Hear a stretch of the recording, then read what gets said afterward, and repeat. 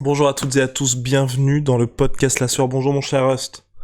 Bonjour Guillaume. Alors aujourd'hui, petite session bien évidemment sur Twitch, donc ce qui se passe c'est tous les matins, on vous donne rendez-vous sur Twitch, généralement à midi de temps en temps, enfin généralement à 9h de temps en temps à midi comme aujourd'hui. Donc on fait le point sur les actualités, c'est un petit peu la matinale de La Sueur.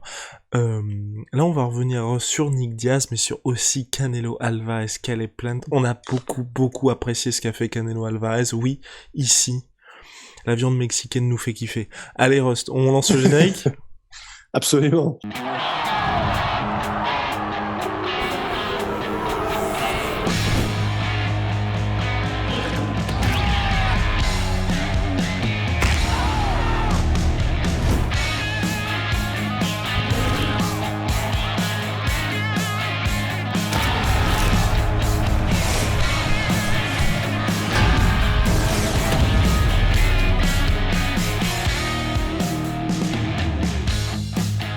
On est de retour. Alors Rust, on va commencer par Nick Diaz contre Robbie Lawler selon Ariel Helwani. Le combat a été échangé, on n'en avait pas d'ailleurs dans la preview du combat, on était pourquoi est-ce que ce choc se déroule en welterweight alors que les deux hommes ont déjà évolué en middleweight.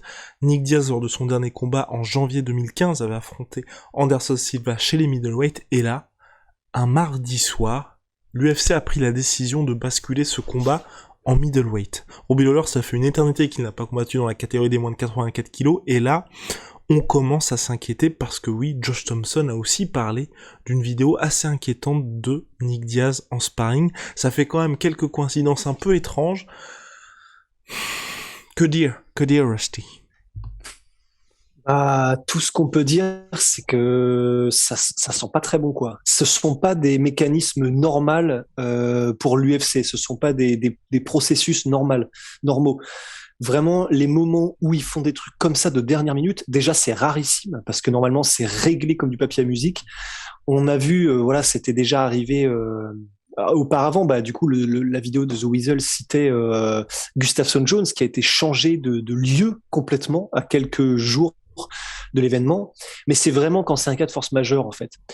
Et là, avoir une décision comme celle-là à quelques jours de l'événement, ça ressemble pas du tout à l'UFC de faire ça, en fait. Et ça voudrait donc dire, si on en suit la logique, si elle reste la même, qu'il y a donc une force majeure quelque part là aussi. Et comme tu disais, avec tous ces éléments concomitants qui sont des vidéos qui traînent, qu'ont vu donc John McCarthy et Josh Thompson de Nick Diaz, ils n'ont pas dit ce que c'était, mais en sparring et qui pouvaient susciter des inquiétudes. En plus de ça, une défense pas forcément super convaincante de César Gracie, qui est dans le training camp de Nick Diaz. Il y a beaucoup de choses qui font que ça sent pas bon du tout et ça sent pas bon du côté de Nick Diaz particulièrement, quoi. Actuellement, on n'a bien évidemment pas vu la vidéo. Il y avait une vidéo qui tournait, il y a pas mal de gens qui spéculaient sur le fait que c'était Nick Diaz qui s'était fait mettre KO. Il n'y a pas de preuve que ce soit Nick Diaz et c'est une vidéo qui existe depuis, je crois, 2 ans, quelque chose comme ça. Donc c'est là pour l'instant l'élément sur lequel on ne peut pas se baser à proprement parler. Mais c'est vrai que c'est assez rare que l'UFC change comme ça en dernière minute. Généralement, quand il y a des combats comme ça, l'UFC préfère tout simplement soit les annuler, soit les déplacer à une date ultérieure. Là, bien évidemment, vous avez bien vu que sur l'UFC 266, c'est ce combat-là qui a la plus grosse traction, mais ça n'envoie pas les bons signaux, et quand on dit que ça n'envoie pas les bons signaux, ça nous rappelle un petit peu l'interview Ariel Helwani, Nick Diaz, d'il y a quelques années. Quand je dis il y a quelques années, c'était en novembre 2019, juste après l'UFC 244, Nate Diaz contre Jorge Masvidal, où il avait fait une interview avec Ariel Helwani en présentiel, et il avait l'air d'être intoxicated, pour reprendre les mots de Georges Saint-Pierre. Ouais, là, quoi que ce soit, alors, en fait, il y a les rumeurs qui circulent, ce sont que la raison pour laquelle l'UFC a consenti à faire ce combat-là, là, d'un seul coup, un mardi en middleweight, ce serait parce que donc, là, normalement, s'il y avait weight cut, bon, ça vient de commencer, c'est tranquille, mais si jamais Nick Diaz ne pouvait pas faire le weight cut, ça paraît bizarre que ce soit le mardi qu'ils s'en rendent compte. Soit c'est bien avant où tu sais qu'il va y avoir un problème parce que, enfin, parce que t'as des soucis, ou alors c'est quelques jours avant, genre le jeudi ou vendredi, tu vois que ok, ça va pas le faire, j'ai trop à perdre. Le mardi, c'est bizarre, mais surtout, le, la seule raison pour laquelle je vois un truc comme ça arriver, sachant que et Robbie Lawler et Nick Diaz sont connus pour être parfaitement professionnels et ne jamais avoir loupé de pesée, la seule raison pour laquelle je vois un truc comme ça arriver, ce serait donc que l'UFC, qui aurait donc été mise au courant que Nick Diaz a subi un traumatisme ou un truc comme ça au niveau crânien,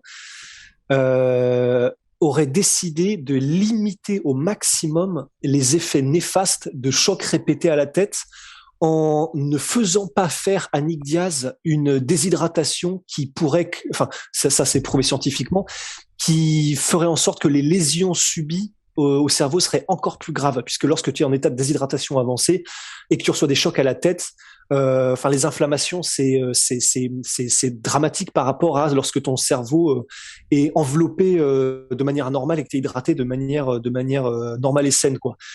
Donc moi je vois que ça. Évidemment on peut se tromper, évidemment on n'est jamais au bout de nos surprises, ça peut être une autre raison, mais moi je vois que ça en fait. Je ne vois que cette raison-là qui serait que l'UFC veut préserver le cerveau de Diaz parce qu'il y aurait eu un problème en ne le forçant pas à se déshydrater pour pas qu'il arrive diminuer le jour du combat et que ça puisse causer des trucs encore plus dramatiques, des lésions encore plus dramatiques au cerveau. J'espère en tout cas que Dana White va s'exprimer quant à ça parce que c'est hyper rare que l'UFC fasse ce genre de choses et d'autant plus, j'ajoute aussi par rapport à ce que Russ dit, généralement l'UFC quand ils font ça, ils font un catchweight. Donc un catchweight ça veut dire entre deux catégories parce que là on est quand même on passe de moins de 77 à moins de 84 kilos. C'est énorme. On en parle souvent du problème notamment du fait qu'il n'y ait pas assez de catégories à l'UFC. Là, au niveau des morphologies, entre les moins de 84, c'est des Yoel Romero. Moins de 77, vous êtes plutôt sur des mecs qui, aujourd'hui, vous voyez, Kamaru Usman, Yoel Romero, ça n'a rien à voir. Donc c'est vraiment deux types de personnes, de personnes, de morphologie complètement différentes. Là, le fait qu'il y ait un tel gap entre les deux catégories, ça montre vraiment qu'il y a quelque chose et tu te dis faire ça le mardi, moi c'est vraiment ce qui m'interpelle. Donc il y a soit peut-être que les mecs depuis le début le savaient, ce qui est aussi possible, c'est que peut-être que l'UFC l'avait pas informé, mais tu vois peut-être que depuis 3 semaines ils commençaient à se dire peut-être qu'on va faire ça chez les middleweight et pas chez les welterweight.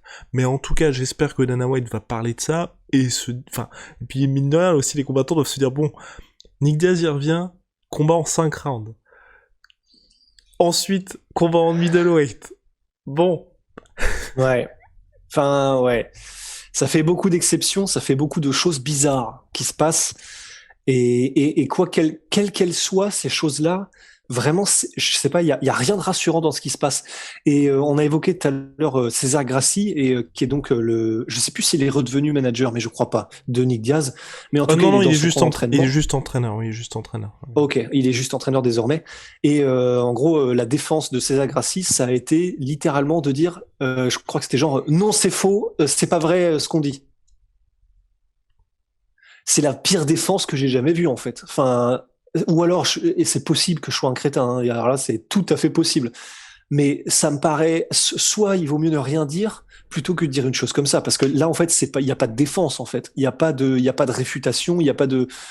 Enfin, c'est littéralement de se défendre en disant non, c'est pas moi quand on t'accuse d'un truc, tu vois. Je sais pas, j'ai peur. Ça me rassure pas du tout en fait. Ça me rassure pas du tout. Alors après, on pourrait me répondre, qu'est-ce qu'il pourrait dire de plus? Il aurait pu argumenter quoi. Il aurait pu dire, non, la vidéo en question, je sais très bien laquelle c'est et elle date de il y a je sais pas combien de temps et c'est un mec de notre gym, mais c'est pas Nick Diaz. Il aurait pu dire, non, mais c'est pas ça, c'est ça, ça. Parce que là, il a juste dit, non, c'est pas vrai. Et ça fait beaucoup quoi. Avec le petit hashtag Wolf Tickets. Ouais, parce que bon, voilà, c'est la phrase de Nick Diaz et tout, mais tu vois, je sais pas ce que t'en penses, mais ça fait beaucoup de concomitances pas rassurantes. Non, ça sent pas très bon, et surtout que vous l'avez compris aussi, je pense, si vous avez vu la preview, Robbie Lawler garde quand même cette rage en lui, et cette capacité à mettre KO, et c'est là que c'est pas rassurant, c'est que Nick Diaz, on sait que bon, les 5 rounds, c'est évidemment pour lui, c'est évidemment pour lui permettre de s'imposer dans le combat, mais s'il arrive avec une petite commotion qui traîne avant le choc, surtout face à Robbie Lawler, c'est un mauvais calcul. Parce que... Ah non, c'est un mauvais calcul. Et il y en a beaucoup des exemples de combattants de l'UFC qui sont arrivés en ayant pris des KO pendant les camps d'entraînement. Il y a du coup The Weasel, il faut lui rendre, qui citait Forrest Griffin avant le combat contre Anderson Silva. Moi, j'avais souvenir aussi de Brendan Schaub qui s'était fait mettre KO par Shane Carwin avant son combat contre Nogueira. Et en gros, Brendan Schaub disait un, au niveau de la confiance, t'es détruit, et deux, même physiquement, tu sens qu'il y a un truc qui tourne pas rond en fait. Et ouais, donc effectivement, ce serait une bonne chose, en tout cas, disons, dans ce malheur, ce serait une bonne chose que l'UFC décide de ne pas imposer de weight cut à Nick Diaz. Ça, honnêtement, ce serait... je sais même pas comment dire, parce qu'on pourrait répondre, bah oui, mais dans ce cas-là, autant arrêter le combat. Si on veut sauver le cerveau de Nick Diaz, ne combattons même pas du tout, en fait. Et ce serait vrai. Mais puisque là, je pense que il y a aussi un impératif pour l'UFC de faire booster cette carte un petit peu, parce que tu l'as dit, c'est ce combat-là le plus important. Faire ça un mardi, ça ressemble effectivement à un, comment est-ce qu'on appelle ça déjà, c'est pas limiter les dégâts, mais c'est du damage control, ou je sais plus comment est-ce qu'on dit, tu vois, mais ça y ressemble beaucoup, quoi. En tout cas, affaire à suivre. On espère, en tout cas, ce qu'on disait avec Rust. On s'étonnait qu'il n'y ait toujours pas eu de vraie interview de Nick Diaz qui soit sorti. On sait qu'il a participé au podcast de Mike Tyson, Hot Boxing. Mais sinon, Nick Diaz? Ouais, Nick Diaz, il a participé au podcast avec Mike Tyson. Oh, et Henri Cerudo. C'est pas encore sorti? Ce n'est pas encore sorti, donc moi j'attends déjà de voir des vraies interviews de Nick Diaz pour ensuite un petit peu plus me prononcer. On espère le voir, en tout cas, prochainement en chair et en os. Et là maintenant, Rust. Oui. Oui, parce que ça dépend quel Tyson on a, mais des discussions entre le Tyson qu'il y a eu avec Khabib dans son podcast et Nick Diaz, ça peut faire des trucs, des espèces de bouillie blédine quand même. Exactement. Sans transition, mon cher Rust. Oui, et je tiens à dire, juste pour qu'on soit encore un peu plus complet encore, que je suis d'accord avec toi, il n'en a pas donné, mais d'un autre côté, s'il y a bien une chose qu'on sait à propos de Nick Diaz, c'est qu'il est quand même coutumier du fait de ne pas aimer avoir d'obligations médiatiques fixes. Complètement, mais ce que je tenais à dire, c'était que moi j'avais été particulièrement rassuré dans ses interventions dans le countdown, où je trouvais justement parfaitement intelligible, et il était très clair sur ce qu'il voulait faire, sur son évolution par rapport au premier combat contre Robbie Lawler, et justement je trouvais ça très rassurant. Maintenant on va passer... Et putain, désolé, du coup, je voudrais encore rajouter un truc. Mais c'est que, pour faire un petit peu de montage, après, en fait, j'y ai réfléchi à ça aussi. Et dans le countdown, il y a des phrases qui sortent de nulle part. Donc, c'est-à-dire qu'en gros, c'est des phrases qui commencent en milieu de phrase de Nick Diaz.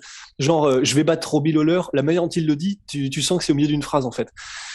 Donc, on avait eu le même ressenti qui était, au moins, c'est intelligible, c'est clair et c'est affûté, la manière dont il parle. Mais ça se trouve, on n'en sait rien, et en gros, derrière les rideaux, il a recommencé 45 fois les mêmes phrases. Enfin, maintenant, je doute de tout, en fait, là. On veut voir une vraie interview de Nick Diaz. On veut être rassuré, là. Exactement. Maintenant, mon cher Rust, on va passer à Canelo Alvarez, Caleb Plant. Donc hier, il y avait la première conférence de presse entre les deux hommes qui doivent s'affronter pour tous les titres super middleweight le 6 novembre prochain au MGM Grand. Et donc là, c'était la première conférence de presse à Los Angeles. Donc ce qui s'est passé, c'est juste avant la conférence de presse, il y a eu un face-à-face entre Canelo Alvarez et Caleb Plant. Et Canelo Alvarez, à la manière de Michael Chiesa, il n'aime pas qu'on parle de sa maman. Sauf qu'à la différence de Michael Chiesa, ça se termine généralement très très bien pour lui. Donc, Caleb Plant a commencé, donc les deux parlaient, c'était un face-à-face assez intense, et il y a eu 2-3 petits motherfuckers qui ont un petit peu... qui ont été dit par Caleb Plant. Canelo lui a dit, bon bah calme-toi, ensuite il l'a poussé une fois, puis Caleb Plant a tenté un large crochet du gauche. Super mouvement de tête de Canelo qui a répliqué par un petit 1-2. 1-2 avec, justement, dans sa main gauche, il y avait ses lunettes de soleil à Canelo, lunettes de soleil qui se sont explosées sur, juste en dessous, sur la pommette de Caleb Plant, la pommette de Caleb Plant qui est depuis ouverte. Et ensuite, on a eu la conférence de presse entre les deux hommes. Moi, ça me rappelle beaucoup... Ça me rappelle beaucoup, tu sais, le truc Alexander Emelianenko, tu sais, il y avait un face-à-face avec un gars, un illustre adversaire comme Alexander, il me semble, en affronte dans sa fin de carrière. Les mecs sont en face-à-face, et je sais plus, à un moment donné, l'adversaire jette la casquette comme ça, mais genre comme ça, avec un geste un peu, tu sais, comme ça là, comme un prince. Et Alexander Emelianenko chope la casquette et plah, il lui met en laser, pareil, il lui coupe la pommette, mais vraiment en mode Goldfinger, tu vois. Bah là, j'ai un peu le même ressenti. C'est en mode, bah, bon, ok, c'est Canelo qui initie par la poussette, mais après, bon, bah, tu reviens avec le 1-2 et c'est sanction immédiate, en fait. J'ai vraiment eu cette même impression de sanction immédiate. Alors, ça veut rien dire, on est d'accord, hein. C'est un espèce de brawl dégueulasse de pré-conférence de presse où on peut évidemment rien en déduire. Mais c'était assez, comment dire, bah, déjà divertissant, très divertissant. Et heureusement, par contre, que la coupure n'est pas grave. Et genre, t'imagines, ça aurait été une coupure sur l'œil ou un truc. Enfin, alors là, par contre, mais ça aurait été. Là, on rigole là tout de suite parce que c'est pas grave. Mais s'il avait pris genre un morceau dans l'œil en mode, bah, comme ce qui s'était passé par exemple avec Conor McGregor quand il avait jeté son truc sur le bus, et je sais plus quel combattant avait reçu des trucs dans l'œil. Reborg. Ray Borg, putain, t'es une machine. Et et du coup, bah, il n'y avait pas eu de combat. Et là, c'était pas drôle du tout, en fait. Donc, ça aurait pu l'être. Mais heureusement, c'est resté bon enfant parce qu'il s'est rien passé de plus qu'une toute petite coupure tranquille. Mais voilà, tout ça pour dire que Canelo, il est, il est quand même stylé, hein, ce mec, hein. Quelle que soit la manière dont on le prend, c'est du lourd quand même. Et ce qu'on avait apprécié, c'était aussi le... Voilà, c'est justement ce qui explique en force de presse, tu peux m'insulter autant que tu veux, mais ne parle pas de ma mère. Et franchement, Mais du coup, ouais, vas-y. mais ça veut dire que ce qu'il a fait vriller, c'est juste motherfucker. C'est exactement ça. Et c'est ça aussi que je trouve Bon, marrant. ça, par contre, ouais. C'est qu'en soi, je comprends pas, mais vraiment le côté 0 à 100 d'un mec qui est d'habitude aussi calme, c'est ça qui m'a impressionné. Et qui en plus, la plus grosse star à l'heure actuelle en boxe anglaise, hein, il y a Joshua et lui, clairement. C'est ça qui m'a impressionné. Et en soi, pour tout le reste, là, il est hyper confiant. Donc, il lui a dit, tu n'es pas à mon niveau. Je vais le mettre KO en 8 rounds. Enfin, vraiment très, très, très posé Canelo Alvarez. Et le seul moment où avec Rust, effectivement, on s'est dit, bon, là, il était un peu coincé. C'est quand Caleb Plot lui a dit, bon, t'es un tricheur, t'as été contrôlé positif, t'as été suspendu pendant 6 mois, je croyais que c'était passé. C'est vrai que là, bon. Voilà, ça a bégayé, quoi. Non, ça peut bégayer, ça n'a rien dit. Ça n'a rien dit, ça, surtout. oui, ça n'a rien dit. Mais ce que ça n'a rien dit, bon, ben, ouais, voilà, ça n'a rien dit. Et mais c'est vrai que le Canelo là, qui est la version un petit peu, je commence à m'en battre les couilles en fait de Canelo. C'est une version qui est très appréciable. Il y avait déjà eu, bah du coup tu m'as redit son nom il y a quelques minutes. J'ai déjà oublié le gars qui était venu en conférence de presse et qui avait gentiment taquiné Canelo en mode alors quand est-ce qu'on se la met nous deux? Et Canelo, mais pareil, de 0 à 100, elle avait fait bah, dégage en fait, enfin, t'es pas à mon niveau, t'as affronté personne, en gros casse-toi quoi. Et c'était vraiment casse-toi, hein. Get the fuck out of there. Et ce Canelo qui maîtrise un tout petit peu l'anglais suffisamment pour mettre des taquets astronomiques, c'est quand même vraiment très divertissant et je kiffe personnellement. On kiffe tous. La langue Ouais. fourche, non, on kiffe vraiment tous. Et vraiment, là, j'ai d'autant plus hâte pour le combat parce qu'on sait que ça a été très compliqué à se faire, notamment dû aux négociations entre les deux hommes. Je crois que ce qui s'était passé, c'est que bien évidemment, il y avait une clause de rematch. Il y avait une clause de rematch du côté de Canelo en cas de défaite, mais pas du côté de Caleb Plant, ce que Caleb Plant n'avait pas forcément apprécié. Et donc, le combat ensuite les négociations avaient été interrompues. Finalement, elles ont redémarré. Il y avait aussi toute la question du partage salarial, mais là encore, enfin, moi, ça fait partie des trucs qui m'énervent vraiment en boxe anglaise. Un mec comme Caleb Plant, aujourd'hui, il s'accroche comme jamais à sa ceinture mondiale. Il a affronté honnêtement personne du calibre de Canelo Alvarez, même s'il est payé 8 millions et Canelo, là, je crois que Canelo va toucher son plus gros salaire fixe avec ce combat-là, parce qu'en plus, il y a les droits TV au Mexique, où lui, il est même propriétaire de ses droits TV pour le Mexique. Il est mexicain, donc c'est un marché énorme. Et Caleb Plant justement s'étonnait de ça, mais je veux dire, même si Caleb Plant touche 5 millions, il n'a jamais touché 5 millions, même 10, même, enfin, ça va toujours être beaucoup moins que Canelo Alvarez, mais ça va être plus que ce qu'il n'aura jamais touché auparavant, et on va pas se mentir, selon toute vraisemblance, bah, on va se rendre compte qu'effectivement il y a Canelo Alvarez et il y a le reste du monde lors de ce combat-là. Donc enfin, tu vois, enfin, ça fait partie de ce genre de rencontre où quand il y a un mec comme Caleb Plant qui demande 50-50, bon, Bon bah oui. tu vois, enfin clairement, honnêtement, je comprenais ça quand il y avait les négociations entre Deontay Wilder et Anthony Joshua. Où là, pour le coup, Deontay Wilder, je crois que ce qui coinçait, c'est que Joshua était plutôt sur du 60-40. Et ça peut se discuter. Parce qu'effectivement, Deontay Wilder n'a pas aujourd'hui le star power d'Anthony Joshua, mais t'as les États-Unis derrière lui, t'as tout ce marché du pay-per-view, t'as le fait que le mec est champion depuis vraiment un moment, le combat s'était pas fait, mais tu peux complètement entendre ce qui se passe. Là, Caleb Plant, Canelo Alvarez, on va pas se mentir, si Caleb Plant n'a pas la ceinture, je crois que c'est IBF, Super Middleweight, s'il a pas ce titre-là, on en entend jamais parler, il ne fait jamais le combat contre Canelo Alvarez. Ben c'est ça, c'est que en fait, bon, à la limite, en termes de négociation, j'imagine qu'il faut toujours essayer de commencer le plus haut possible, hein. Mais c'est vrai que il a évidemment raison d'essayer d'en tirer le plus possible. Ça, je pense que personne ne peut lui en vouloir, c'est sûr. Mais effectivement, vu que ça a fait durer énormément les négociations, c'est qu'il devait peut-être y avoir, en plus de ce qu'il demandait, une part peut-être de, comment est-ce qu'on appelle ça, de delusional, tu vois, enfin, qu'il n'était pas au clair sur ce qu'il apportait dans l'équation, c'est-à-dire quasiment rien en fait, parce que c'est les viewers, c'est les acheteurs, c'est l'audience qui fait le succès d'un combat de boxe et même de tout événement sportif. Et là, l'audience, elle est ramenée uniquement par Canelo, en fait.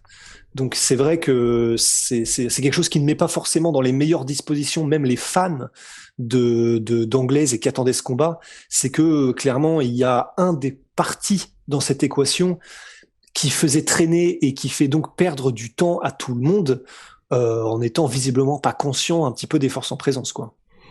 Bien, donc en tout cas à suivre le 6 novembre prochain en même temps que l'UFC 268 au Madison Square Garden de New York City avec Nassourdine Imavov notamment, mais aussi et surtout Kamaru Usman contre Colby Covington #2, Sean Strickland, Luke Rockhold et cette symphonie de violence qui s'annonce entre Michael Chandler et Justin Gaethje. Bien, mon cher Rust, on se quitte pour le moment. Big shout out à My Sweet Pea, My Sweet Protein. Venom, sponsor de l'UFC, sponsor de la sueur, My Sweet Protein, you already know what's up. Et puis on nous posait des questions dans le chat. Désolé, on n'a pas beaucoup, il n'y a pas beaucoup eu d'interaction avec vous puisqu'on est en direct sur Twitch. On nous posait la question pour les t-shirts La Sueur Rust, donc qui sont disponibles sur le La Sueur Store. Comment ils taillaient? C'est ce que les gens nous demandaient. J'ai envie de dire normal, hein. Enfin, nous on prend du L en tout cas. Du M, pardon, pour les t-shirts et du L pour les sweats, voilà, et c'est assez proche du corps, voilà, assez près du corps.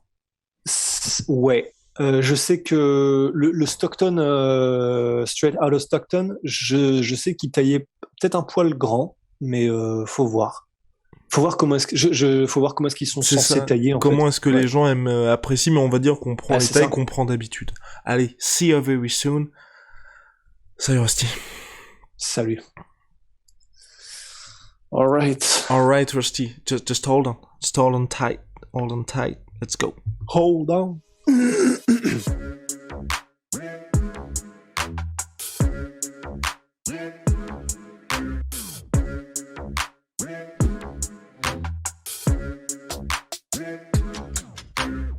fucking coming for you!